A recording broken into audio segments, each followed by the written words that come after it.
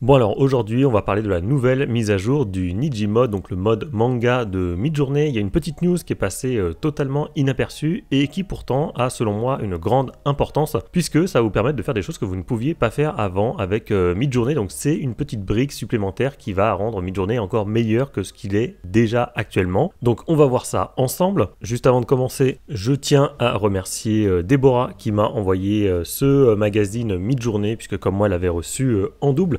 Donc comme d'habitude, si vous voulez le gagner, vous laissez un petit commentaire et vous laissez un like sur cette vidéo, un petit pouce bleu. Ensuite, je ferai mon tirage au sort et comme ça, je vous enverrai le magazine si vous souhaitez le gagner. Et je vous mets également du coup le lien du compte Twitter de Déborah. Vous voyez, 58 000 abonnés, c'est quelqu'un qui poste beaucoup, notamment sur Midjourney. Donc je vous invite vivement à la suivre. Moi, je la suis depuis bien longtemps. Donc voilà, encore merci à elle pour ce magazine. Et nous maintenant, on passe sur mon écran pour que je vous montre cette mise à jour du Niji Mode. Alors le Niji Mode, pour rappel, donc c'est le mode manga, ça vous permet de créer des images un peu en style animé sur Midjourney. Je reviens pas dessus parce que j'ai déjà fait une vidéo complète sur le sujet, mais si vous voulez l'activer par défaut, vous tapez settings, vous envoyez la commande et vous choisissez ici, voilà, Niji Model V6 et comme ça toutes les images que vous allez créer seront par défaut en mode manga. Alors voyons ensemble le contenu de cette mise à jour. Alors on va aller directement sur le site nijijourney.com pour voir un petit peu le contenu de cette image du 7 juin 2024 et globalement ça va porter principalement sur l'amélioration du texte. Donc ça c'est très important et vous allez voir pourquoi. Et en gros on nous dit que maintenant le Niji Mode, Niji Journey est capable d'écrire des kana et certains kanji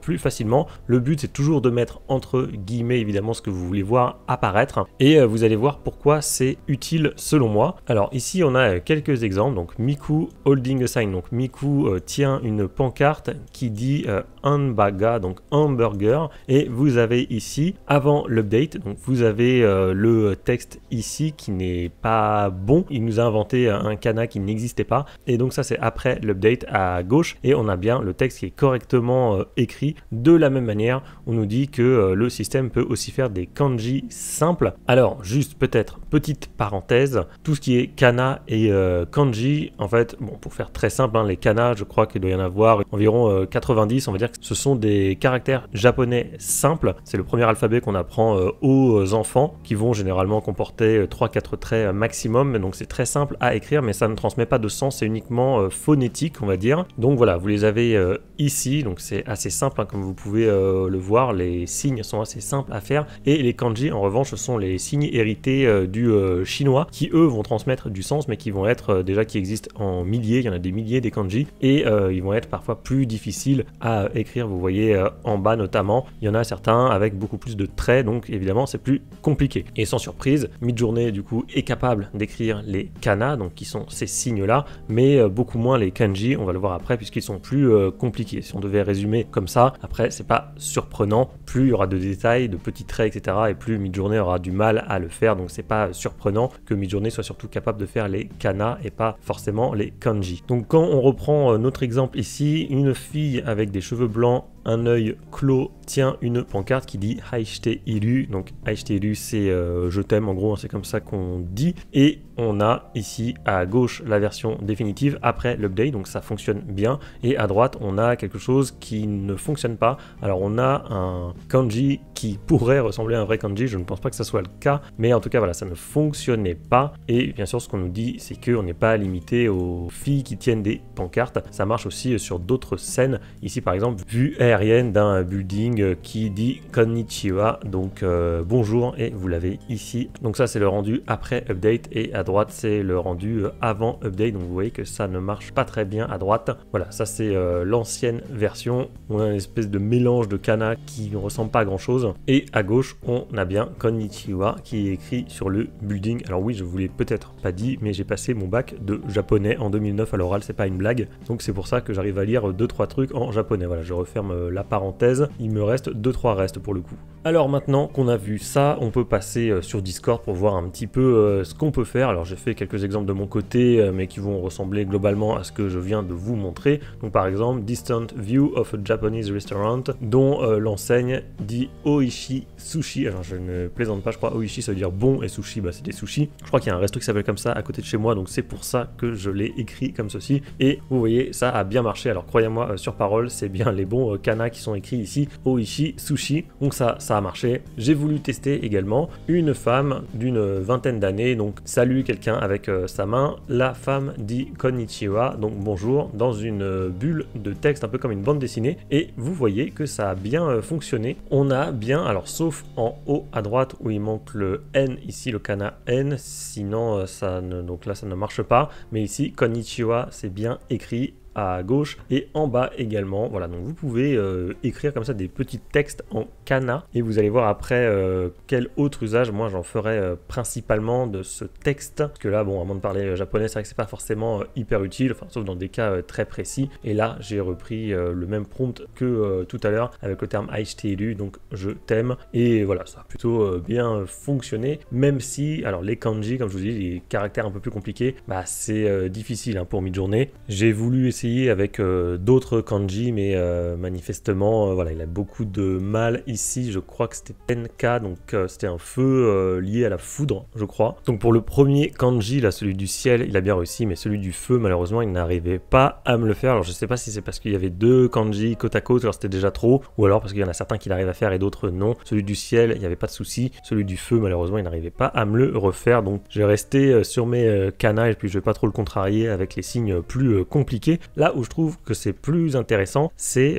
par exemple si vous lisez des mangas, vous savez qu'ils sont remplis d'onomatopées. Et généralement, alors à moins que je dise une bêtise, c'est possible, mais les onomatopées sont très souvent en kana. Je pense pas qu'il y en ait en kanji. Et donc moi je vous ai pris quelques exemples ici. Donc vous les voyez ici, hein, c'est tous les petits signes que vous voyez qui sont en dehors des bulles. Il y en a très souvent, hein, franchement. Et là je vous ai mis, alors par exemple un onomatopée, ça peut être pour tout, hein, ça peut être un bébé qui pleure, quelqu'un qui hurle, quelqu'un qui a peur, ou un battement de cœur. Donc là c'est exactement ce que j'ai choisi. Par exemple ici là, ce que vous voyez en haut, il y a marqué Doki Doki, et c'était pareil ici, Doki Doki, ça c'est le battement de cœur. Donc c'est par exemple pour quelqu'un qui est très stressé ou quelque chose comme ça, et donc j'ai voulu le refaire moi aussi. Par exemple une fille qui est gênée, elle rougit, elle est amoureuse, et l'onomatopée Doki Doki, toujours le mettre entre guillemets, apparaît à côté de la fille, et vous voyez ce que ça me donne. Et là je vais vous montrer un autre exemple après, parce que là vous voyez c'est souvent sous forme de bulle, ce qui est dommage, c'est pas ce que je veux, mais après il faudra rajouter un paramètre négatif, on va le voir après, mais je l'ai gardé parce que en haut à droite, bah, c'est ok, vous voyez, on a le Doki Doki, pareil, hein, je vous prie de me croire pour l'orthographe on va dire, et on a même un petit cœur à côté qui a été rajouté, et donc j'ai refait ce prompt, vous voyez c'est exactement le même, sauf que j'ai rajouté 2 tirets no espace bubble virgule speech bubble pour qu'il me mette pas de bulle de dialogue, et voilà ce que ça me donne. Et là on a bien donc des Doki Doki à chaque fois avec une fille gênée et sans bulle de dialogue, donc ça fonctionne bien, j'ai trouvé ça vraiment chouette, notamment pour tous ceux qui veulent créer des BD, des mangas. Et bien les onomatopées font entièrement partie des mangas et maintenant vous pouvez en rajouter, donc ça je trouve ça vraiment très cool. Et d'ailleurs je vais vous mettre en lien également dans la description ce petit dictionnaire que j'ai trouvé des onomatopées où vous avez certains trucs, voilà, applaudissements, et ben, ça va être patchy patchy par exemple, voilà, et vous en avez plein d'autres, waf waf, donc ça c'est le chien, le chat, etc. La pluie aussi, quand ça tombe, bah, ça fait zaza, la pluie quand ça tombe, et oui c'est comme ça. Et vous voyez ici on a bien le rythme cardiaque rapide, le Doki Doki, c'est écrit ici, donc pareil je vous mettrai le lien en description, je pense que ça vous sera utile. Ici par exemple on a le ku, et oui c'est comme ça qu'on prononce, hein. Et ça c'est un peu le rire un peu maléfique on va dire, et je me suis dit bah pourquoi ne pas essayer de le rajouter sur une image déjà existante. Alors j'ai ressorti cette ancienne image que j'avais créée où je me suis dit que ce rire pourrait être bien, donc j'ai fait 2 lean painting. Vous allez voir que c'est quand même plus difficile en repartant d'une image déjà existante. Avec lean painting ça marche un peu moins bien, même si ça fonctionne aussi. Donc là par exemple j'ai fait 2 lean painting, j'ai sélectionné cette zone là comme vous le voyez, et j'ai écrit donc l'onomatopée ku est écrit verticalement et apparaît à côté de la fille, et on a du coup, voilà, ça marche pas à tous les coups, mais donc le prompt est ici, vous le voyez. Et j'ai eu notamment en bas à gauche, ça a bien fonctionné. Il m'a rajouté cette onomatopée sur une image déjà existante. Autrement, vous pouvez éventuellement vous créer sur Canva, hein. Je l'ai fait ici. Vous allez copier-coller l'idéogramme qui vous intéresse, le kana qui vous intéresse, et vous allez pouvoir en faire comme ça une image créée de toutes pièces. Vous mettez la couleur que vous voulez, bien entendu, et vous pouvez ensuite essayer de le rajouter en inpainting, cette fois-ci dans le prompt. Donc c'est bien cette image là. Alors ça va faire un peu brut parfois, mais peut-être que j'aurais dû les décaler, c'est-à-dire faire carré par carré au lieu de faire 3 trucs d'un coup. J'aurais sélectionné un carré ici, j'aurais mis un seul idéogramme, etc., etc. Je les aurais décalés pour que ça soit moins linéaire. Autrement, ce que vous pouvez faire pour essayer de styliser un petit peu plus le truc, c'est de jouer avec des paramètres de stylize, de chaos, de weird à la fin de votre prompt. Je vous dis pas que ça marchera à tous les coups, mais ça peut donner quelques résultats. Ici, vous voyez, alors j'ai baissé un peu l'image weight, j'ai mis un stylize à 500, un chaos à 15, un weird à 500, et vous allez avoir quelque chose qui va bouger un petit peu, notamment à droite, hein. C'est un petit peu différent, c'est moins linéaire, moins brut, je trouve. Après, je l'ai refait, j'ai changé la couleur pour que ça corresponde plus au teint de mon image, et voilà, ça peut donner des choses comme ça, ou alors c'est pas toujours réussi, mais notamment à droite, vous avez un style qui est complètement différent et qui fonctionne pas trop mal en bas à droite, comme vous pouvez le voir. Et ici, pareil, un stylize à 550 et un KO à 20, donc là, c'est vous et votre chance un petit peu, mais vous pouvez essayer de vous amuser comme ça si vous utilisez une image de référence, à jouer comme ça avec des paramètres de stylize, de KO, de weird, pour essayer de bouger un petit peu la police, on va dire, de caractère de vos onomatopées. Donc c'est pour ça que je trouve que cette mise à jour, elle est vraiment pas mal. Et autre chose aussi qui était intéressant, et ça on peut retourner ici dans la deuxième partie de l'explication sur le nijijournée.com. En gros, on nous dit que voilà, les artistes, hein, quand ils vont faire leur onomatopée, ils vont s'adapter au style déjà visuel de leur image, hein, le rendu déjà de base. Et là, c'est ce qu'on nous dit ici en fait, hein, c'est que du coup le Nijimod va s'adapter, le texte va s'adapter à l'ambiance de l'image. C'est ce qu'on nous dit ici. Par exemple, là, ils écrivent que Aishiteiru est écrit en 100, donc on le voit ici. Là, c'est quelque chose d'un peu plus mignon, on va dire. Et ben pareil, hein, le texte s'adapte également. Et là aussi, voilà, la façon d'écrire est différente en fonction de l'ambiance de l'image. Et en fait, c'est vrai que je ne m'étais pas rendu compte. Mais par exemple, sur cette image-là, on a bien un texte qui est un petit peu écrit de façon arrondie. Hein, c'est assez mignon. Il m'a même rajouté un petit cœur alors que j'avais pas demandé parce que j'ai demandé une fille gênée, amoureuse, etc.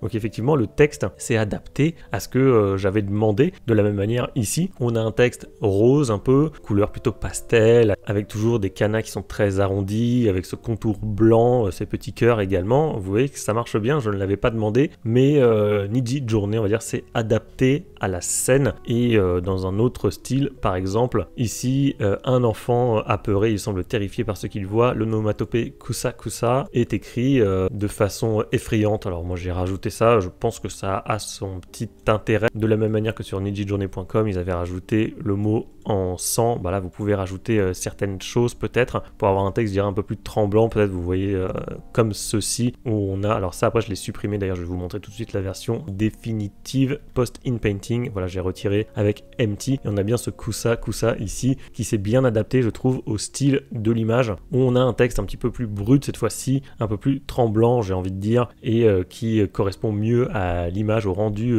que j'ai créé. De la même manière ici, alors le prompt est exactement le même, hein, le texte également, j'avais juste supprimé un tout petit truc. Vous voyez que le texte est un petit peu plus terrifiant entre guillemets, je dirais, qui s'adapte beaucoup mieux à la scène, qui est assez angoissante. On n'a plus cette fois-ci ces kanas très arrondis avec ces couleurs pastel, on a quelque chose d'un peu plus brut, d'un peu plus tranchant. On le voit d'ailleurs à la pointe des traits qui sont très pointus, un peu comme des couteaux. En tout cas, moi c'est comme ça que je l'analyse. Je trouve que ça rend beaucoup mieux et qu'effectivement le texte s'adapte à la scène. Bon voilà, du coup c'est tout pour cette mise à jour du 7 juin 2024 du Nijimod. Vous voyez, on pouvait penser que ça servait pas à grand chose, mais au final, avec toutes ces histoires d'onomatopée, moi je trouve que cette mise à jour elle prend vraiment beaucoup de sens et c'est une petite brique supplémentaire qui va vous permettre de faire des choses que vous ne pouviez pas faire avant sur Midjourney. C'est un petit détail, je pense à ceux qui font des mangas par exemple avec Midjourney, et bien maintenant vous pouvez ajouter des onomatopées qui vont rendre votre manga encore plus réaliste et crédible. Pour celles et ceux qui débuteraient sur Midjourney, j'ai créé une formation spéciale débutant, c'est le premier lien dans la description de la vidéo. Donc si ça vous intéresse, que vous voulez progresser sur l'outil, je vous invite vivement à cliquer sur le lien pour voir tout le programme de la formation. Et enfin, comme on a énormément parlé du Nijimod, je vous affiche en plein milieu de votre écran une vidéo dédiée à ce mode mode manga. Je vous explique comment ça fonctionne et vous allez voir que c'est un mode qui est super utile. Donc si vous n'avez pas vu ce tuto, je vous invite vivement à le regarder.